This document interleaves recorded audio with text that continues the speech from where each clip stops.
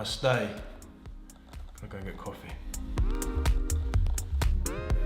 It's the problem with being an early bird, none of the coffee shops are open near me. So, any OG Team Cycles fans getting a nostalgia hit from the 10,000 calorie cheat day challenge? Bromley Common McDonald's. Trend Twin Cheyenne days. Before we begin, do not sleep on McDonald's coffee. I think, and I'm quite happy to say it, best high street coffee.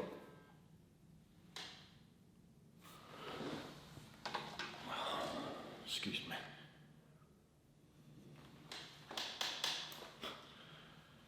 Anna de Armas. Stupid. We should stop messaging me. Okay, so lifestyle. You are hearing that term more frequently in the fitness industry at the moment, whether that's fitness influencers talking about it or online coaches that are offering a lifestyle service. And it's leaving a lot of people thinking, well, what's the difference? What's the difference between lifestyle coaching and usual coaching?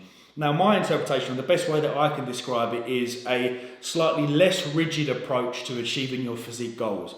I think for years we've based our model on bodybuilders. It's kind of drip fed down to Gen Pop clients and coaches and everyday gym goers, which is fantastic. I think it's got its pros and cons. The pros being a gradual increase in intensity has been seen in most gyms. Obviously you still get the guys that are a bit lighter, but overall I think intensity has improved. Adherence and application to a training plan, structure, routine, slightly better nutrition. So there's definitely some pros to take from the bodybuilders that are on a contest prep, for example. However, the downside to that is that a lot of people are feeling very overwhelmed. I get clients come to me that feel that if they're not doing fasted cardio, or if they're not doing X amount of steps per day, or having a structure with nutrient timing and meal timings, if they're not looping D handles around a lat pull down, then it's inefficient. Okay, and it's not the case. It really isn't. And I want to use this video as a chance to educate people on the ways that we can go about kind of implementing lifestyle training and nutrition into our everyday plan. Granted, it may not get our glutes in, but for the vast majority of people that are watching this, we've got holidays, we've got weddings, and we want to feel better, look better. You know, not everyone watching this wants to be a bodybuilder. So let me explain and let me kind of give an insight into how things have changed for me back in the day when I was bodybuilding to what I'm doing now. We'll run through kind of nutrition, more so to do with training, because I'm going to take you down to the gym today and we'll go through a bit of a pull workout. But the time is now 10:24, done my check-ins, had my black coffee. I'm going to go and do my expenditure, do a few thousand steps, then we'll come back and we'll eat.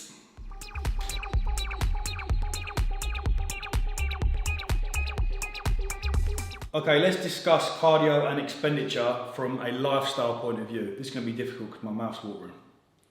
So we need to look at it as a weekly as opposed to a daily occurrence. So for example, take cardio.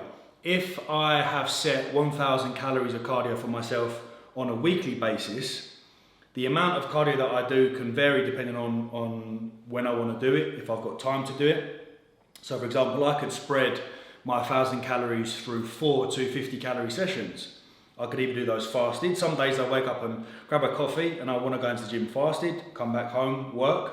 Or like today, for example, woke up, I didn't want to do any fasted cardio, so I had my black coffee, did a few thousand steps, worked, gonna have my meal number one, I'm just gonna tag my 250 calories of cardio onto my post-workout. Okay, so same as steps. Some people's steps vary based on their work. If we, as coaches, set a weekly step target as opposed to daily, then that feeling of overwhelm kind of drops off a little bit. So I've got clients that some do 10K steps, some do 6K. I don't want them to worry on those 6K days that they haven't done 10K, so we look at it as a weekly. As long as they're doing 70,000 within the week, then happy days. Most of them tend to do like 15, 20K anyway on the weekend. So it's just looking at expenditure and cardio from a lifestyle point of view. Don't get me wrong, there is a place for fasted cardio if you are using certain supplements that require you to be in a fasted state. But we know the discussion, the fasted versus fed cardio, there's no real difference between them. And I'm more than happy to do a video on them and we can dive into some studies. But only at that point whereby you are utilising, if you're assisted, or even natural, if you're using things like your hindbone, for example, probably better if you do your cardio in a fasted state. Okay.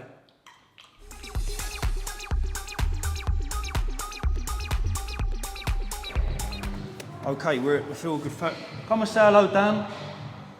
He's the man behind the Feel Good Factory. Here he is. Lovely little facility this. Are you thinking about doing another one? What, another gym? Yeah. Yeah, 100%. 5 year plan. Expanding. Another gym. My man. Dubai, somewhere abroad. Marbella. So, a question I'm getting a lot at the moment is, am I still logbooking? And the answer is yes. Should you be logbooking, whether you're a bodybuilder or lifestyle? I think the vast majority of people should. I think it's an integral part of physique and strength development. Some people may not have to be as anal when it comes down to logbooking, but I think if you are logging a large percentage of your lifts, then it's going to be very beneficial. For me, as an example at the moment, with my biceps and triceps, so today we've got pull, my biceps I won't logbook. All I'll write down here is 6 sets, 3 exercises, 2 sets each. I know my limitations, I know how to train to failure. I've been training alongside some big dudes, and my kind of understanding and respect to training intensity has got to that level whereby I know what kind of training to failure is. So as long as I'm training my arms with that level of intensity that needs to be applied, happy days. I don't necessarily feel like I need to logbook. Sometimes I just don't even feel like logbooking, but I will still do it. Today we've got Paul. I'm going to take you through a couple of exercises that I'm doing now that we are training at a commercial gym and we don't have the kind of equipment that we used to at Crayford. So I'll show you, guys and girls, some sort of exercise you can incorporate if you are like me, training out of Pure Gyms, David Lloyd's, things like that.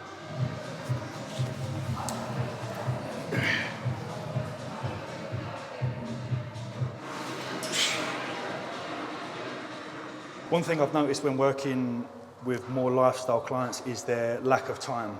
So they've usually got like an hour window, whether it's during their lunch break or before work. So utilising things like supersets is a fantastic way to drive volume into that specific body part that you're working with. Today, we've got pull, we're nice and fresh, we're not very fatigued at all. So utilising things like a straight arm pull down with a pull up is a fantastic way to get those lats short. Please don't be put off by supersets or drop sets. I know we've been conditioned to believe that the only way to train is top set, back off set.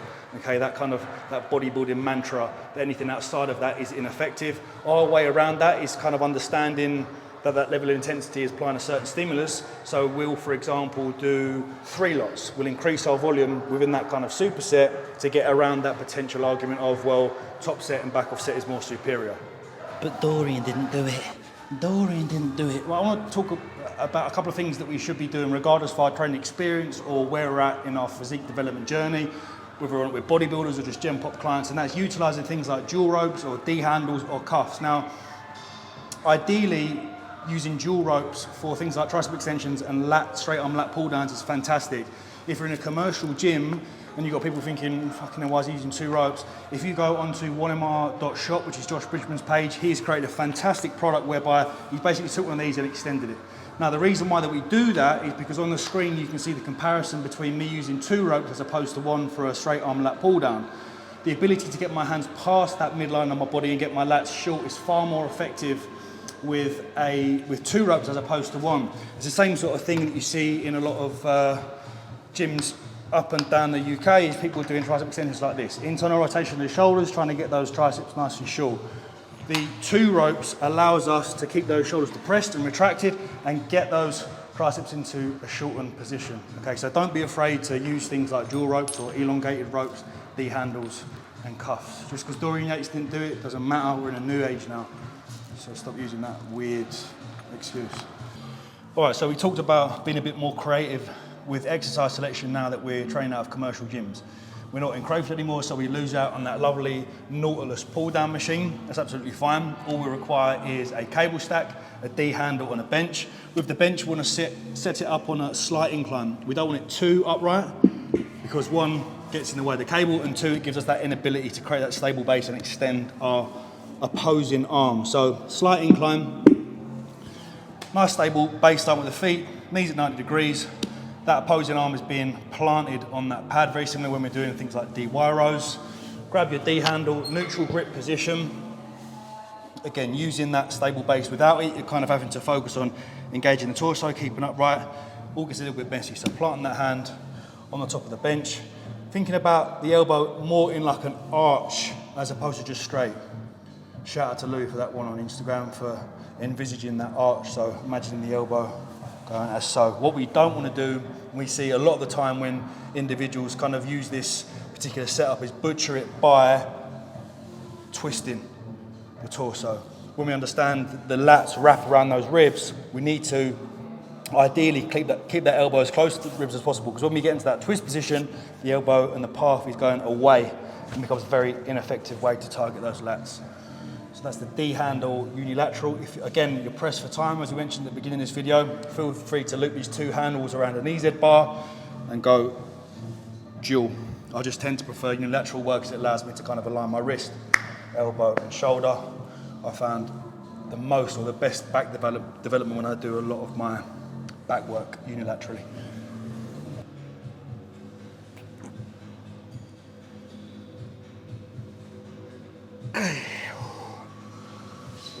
Right, Pendlay rowing, a movement that I think we should all be doing because everyone butchers the bent over row so much. It's what you see a lot of when people are bent over rowing.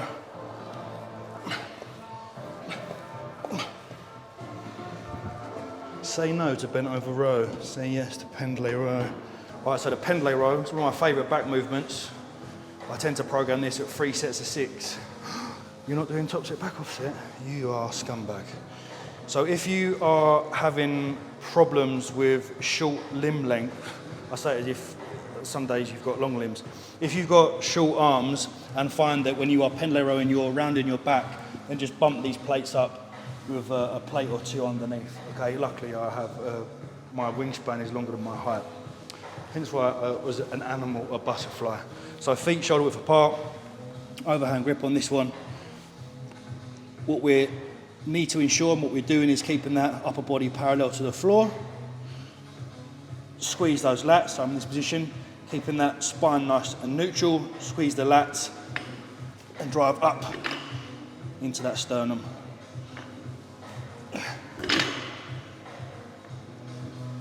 Reset on every rep if you have to. I always reset. Same with my pull-ups, same with my rowing movements. I'll always do my rep, reset, adjust if I have to, adjust feet, adjust hands, and then drive. Okay, on to our final back exercise. We're doing a kind of mid to upper back bias row. Caused a bit of a heated discussion, that didn't it? Oh, you can't target your upper back. Well, you sort of can. Like, you sort of can't, you know? Like you can, like the fact that I'm flaring my elbow, I'm sort of targeting my upper back. Oh, it's not optimal. All right, you're not optimal. How about that?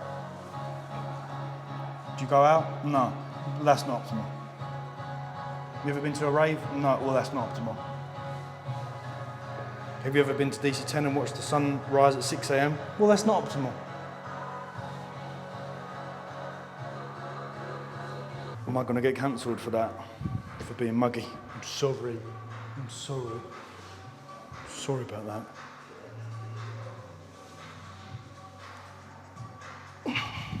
First bicep exercise, we're doing a slight incline dumbbell curl.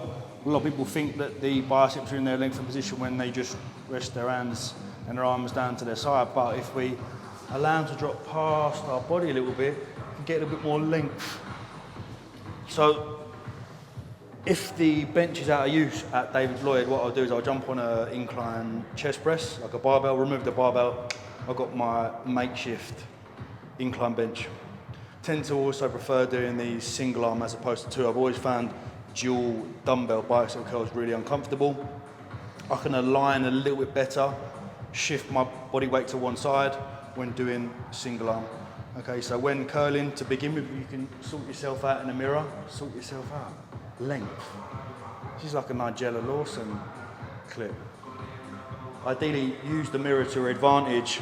We don't want to be in a position whereby we're curling up here, flexing the shoulder. Okay, we can do that at a later date to get that bicep and target that bicep in the shortened range. We want to stop when we kind of feel the bicep drop off, which is around about there for me. Okay, our primary focus is ensuring that we are in the length and to mid. All right, so bicep exercise number 2, we're doing like a DIY preacher. If you haven't got a preacher in your gym, then using a cable D handle and bench on slight incline is a fantastic way to imitate that. Bench incline height, same sort of incline as when we were doing our D-handle single arm lat pull downs. If when you grab your cable and your D-handle and your arm is all the way up here, just adjust that cable down a little bit so that we're flush, our triceps flush against that pad, and then just go through your bicep curl. Fantastic again for targeting the biceps, aligning that wrist, elbow and shoulder. Great for that mind muscle connection as well. And also, if you're training alone, that ability to kind of kick in yourself if you're struggling, just to get that last few inches is superb. Okay, so our third and final bicep exercise, I like to do like a finisher for my biceps. Bench on a slight incline allows us to get into that flex shoulder position and get biceps nice and short. So I'll superset that with a standing easy bar curl.